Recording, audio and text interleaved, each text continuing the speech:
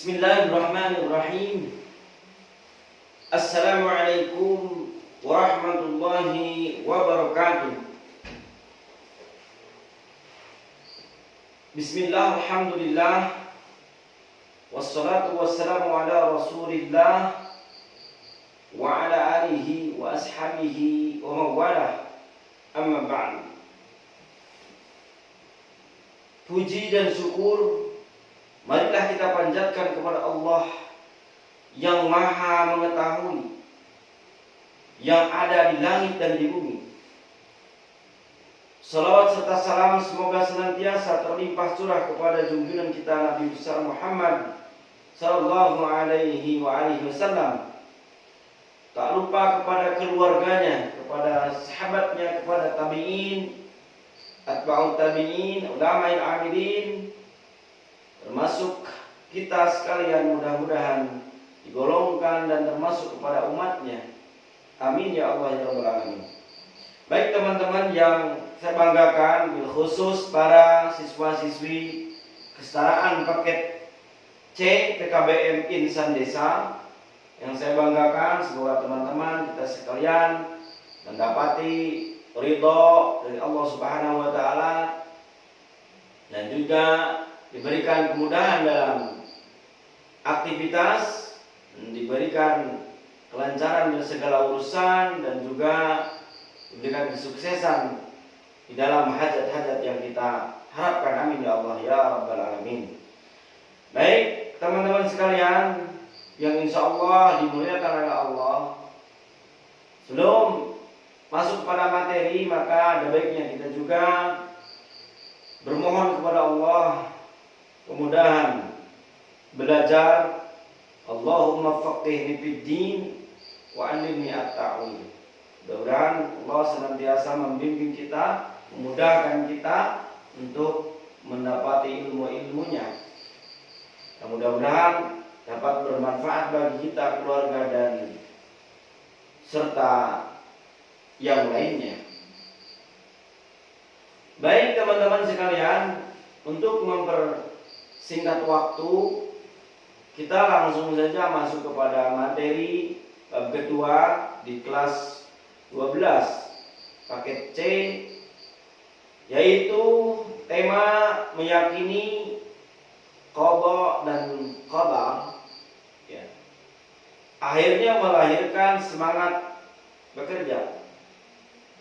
Kita lihat pada konsep petanya qada dan qadar, ya, teman-teman juga bisa lihat di layar sebelah. Kalau memang ada gambar yang kurang berkenan, misalkan hitam ataupun gelap ataupun terlalu terang, mohon maaf, karena ini juga seadanya, menggunakan kamera seadanya, mohon maaf. Tapi intinya teman-teman bisa merekam dan ataupun juga mendengarkan apa yang saya paparkan. Paling tidak itu yang menjadi acuan teman-teman untuk melihat tayangan ini, ya. Nanti boleh untuk memberikan komen dan kritik serta saran pada kolom komentar di kanal YouTube PKBM Insan Desa nanti, officialnya, ya, begitu. Baik teman-teman, masuk ke dalam materi qada dan qadar, ya. Dipelajari dengan hakikat qada dan qadar, ya, makna iman kepada qada dan qadar, hikmah iman kepada qada dan qadar, hingga melahirkan meyakini dan semangat bekerja. Baik teman-teman sekalian, marilah kita lihat gambar berikut. Ya, ini ada seseorang yang meminta-minta, ada di sini, ya, perbedaan bangunan, ya, antara kota dengan desa, ya, banyak hal-hal yang membedakan, gitu, ya. Jadi antara pemukiman kumuh dan pemukiman yang sangat metropolis, begitu, ya, modern. Dan juga ada orang tua yang kerja keras untuk mengubah, ya, nasibnya, begitu, ya. Dan ini juga ada orang, ya, foto profil orang, Bapak Mukesh Ambani, ya, salah satu muslim terkaya di dunia. Jadi ini juga menjadi apa, ya, teman-teman, terkait dengan qada dan qadar ini, ya. Kita juga harus tahu dulu ya, qada itu apa, qadar itu apa. Jadi qada dan qadar itu, qada yang maksud qada adalah sesuatu yang diberikan oleh Allah tapi tidak permanen. Ya, nasib atau takdir yang diberikan Allah tapi tidak permanen. Qada. Jadi boleh dirubah. Contoh apa? Contoh dari qada. Qada ya beriman kepada qada itu juga tentuan dari Allah, tapi qada bisa dirubah. Itu model nasib tadi ya, model dari orang miskin bisa kaya, orang bodoh bisa pintar. Nah, itu qada bisa dirubah dengan kemauan dan keyakinan diri kita yang kuat terhadap perubahan yang ada di diri kita ya. Jadi miskin bisa jadi kaya, terus dengan mengubah cara-cara mungkin ya untuk mendapatkan penghasilannya atau kemakmurannya itu dengan ragam cara begitu. Karena kalau bicara konsep kemakmuran nanti saya melebar ini penjelasannya. Karena konsep kemakmuran sesungguhnya itu ada 4 kategori, ada 4 kategori kalau konsep kemakmuran. Yang ke satu konsep kemakmuran yaitu employee, kedua set employee, ketiga business owner, yang ketiga investor. Jadi itu mungkin ada penjelasan dalam konteks lain ya teman-teman. Nah, ini dalam konteks ini keimanan kepada Allah. Jadi qada ini adalah segala sesuatu yang diberikan oleh Allah, tapi bisa kita ikhtiarkan untuk berubah ya.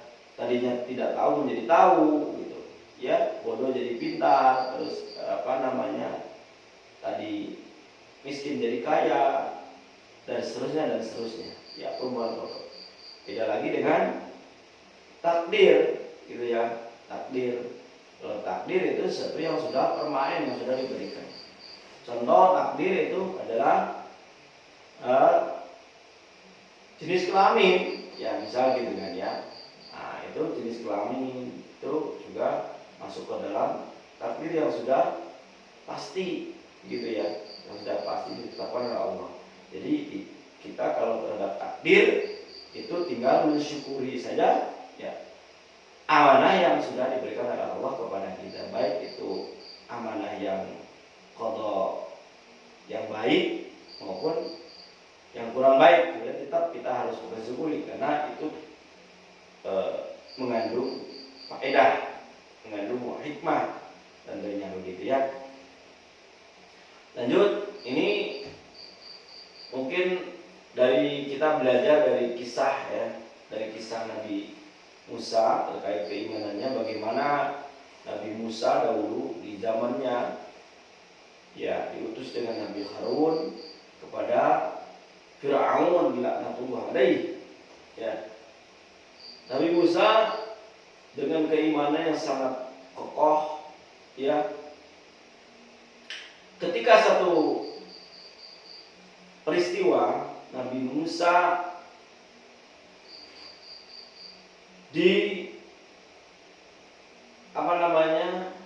oleh kaum Fir'aun terdesak ya, berlari terdesak ya, dikejar oleh para kaum Fir'aun waktu itu, sehingga kaum Nabi Musa dan Nabi Musa itu memang masuk ke dalam zona yang memang kalau kita bilang istilahnya zona buntu gitu ya, zona buntu yang tidak ada jalan lagi gitu ya.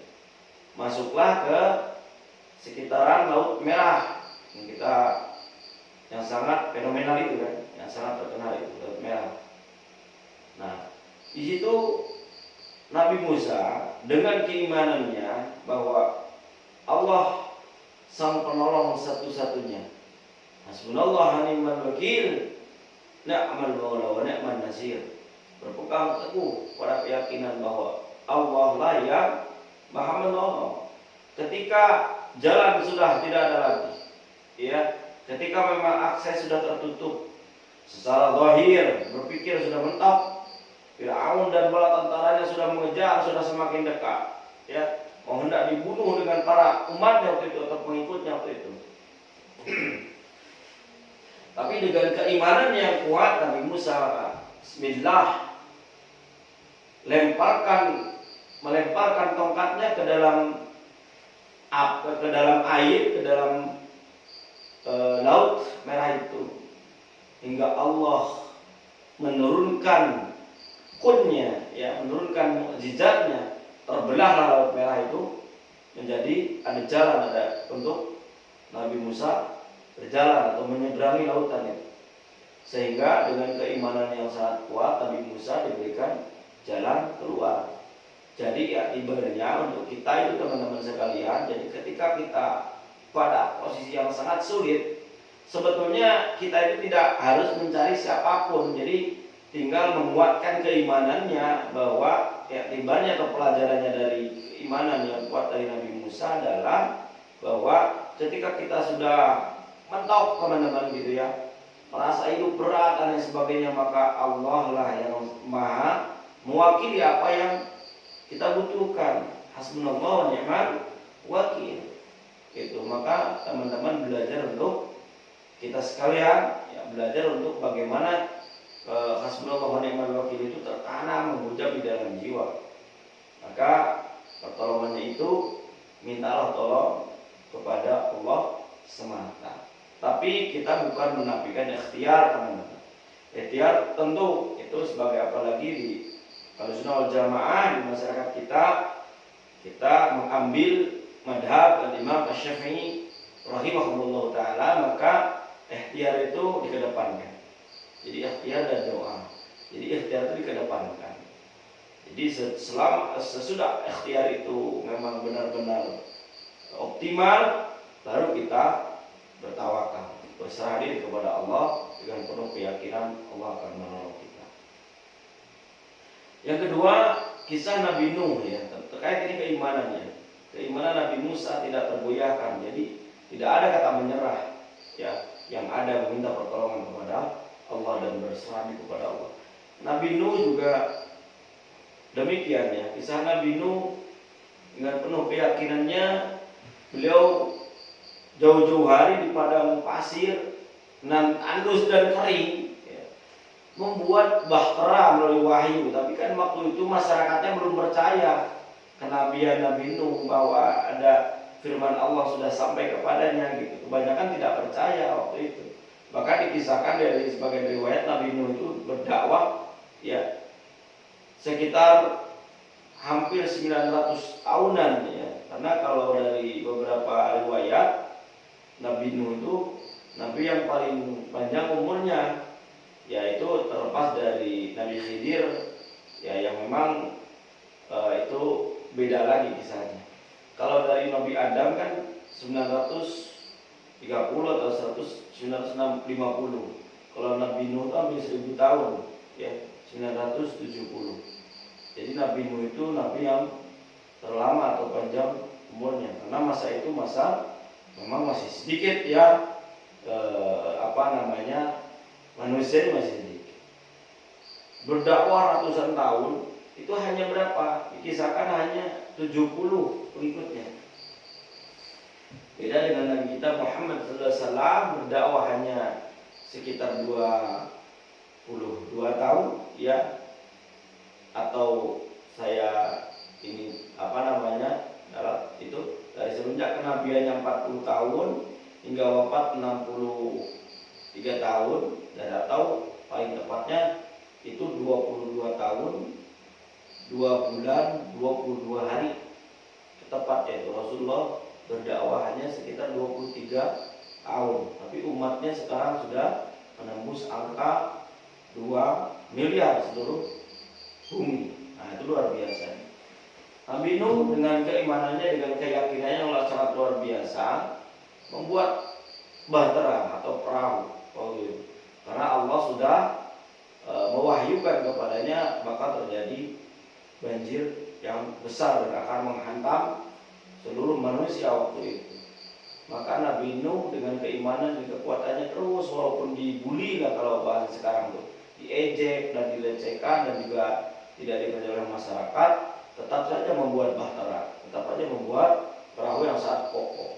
Tiba saatnya akhirnya Allah menurunkan janjinya, ya, dan waktu itu terjadi banjir yang sangat besar, dan dikisahkan waktu itu terendam semua makhluk ya, manusia terutama di muka bumi ini, dan yang tersisa adalah Nabi Nuh dan umatnya begitu. Bahkan dikisahkan istrinya dan juga anaknya Nabi Nuh itu ya Kan'an, yang kita juga ketahui bahwa itu tidak masuk ke dalam bahtera, sudah diingatkan berulang-ulang, tapi memang takdir Allah berkata lain, dan Nabi Nuh tidak tidak diperkenankan untuk menyelamatkan istri dan anaknya tenggelam terbawa arus, dan tidak beriman kepada kenabian Nabi Nuh.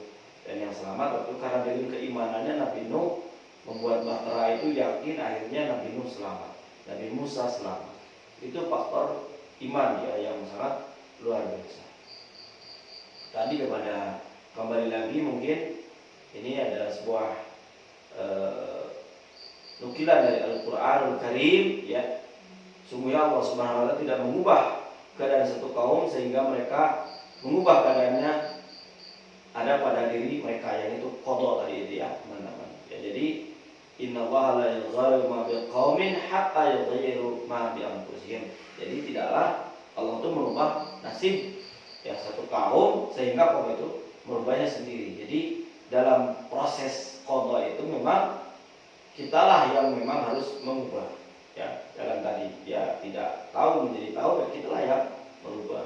Dalam artian mungkin sakit ya jadi sehat, kitalah yang juga berikhtiar untuk sehat, seperti itu. Dan ini mungkin pada kesimpulan ya di akhir materi kali ini, kesimpulannya kaitan dengan beriman kepada Allah dan Qadar, yaitu minimal dengan 4 sikap, yaitu sikap optimis ya, berlaku baik terus ya, berikhtiar karena memang itu diwajibkan juga sebagai sunatullah dari hukum dari Allah Subhanahu wa taala yang diperkenankan untuk kita. Ketiga juga berdoa dan bertawakal, yang tadi saya juga sudah sampaikan di beberapa kisah ya, doa, berikhtiar, bertawakal, dan manusia berada dalam hukum qauliyah yaitu ilmu Allah taala dalam bentuk wahyu yang terdapat dalam Al-Qur'an, sementara kauniyah jadi ada dua, yang dua hukum, ada qauliyah, ada kauniyah, itu ilmu Allah yang berupa alam semesta yang kita bisa lihat dari mulai bumi, langit dan isinya, ada alam semesta dan lain sebagainya, itu ketentuan Allah dalam bentuk kauniyahnya gitu ya. Kauniyahnya dalam bentuk wahyu yaitu Quran, hadis gitu ya. Kauniyah adalah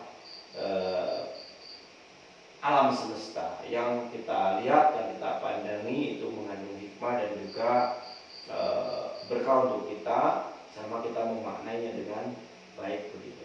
Ini mungkin untuk materi kali ini dicukupkan sekian, teman-teman. Insya Allah kita akan berjumpa di materi selanjutnya. Mudah-mudahan Allah senantiasa menganugerahkan kesehatan dan umur panjang kepada kita semuanya.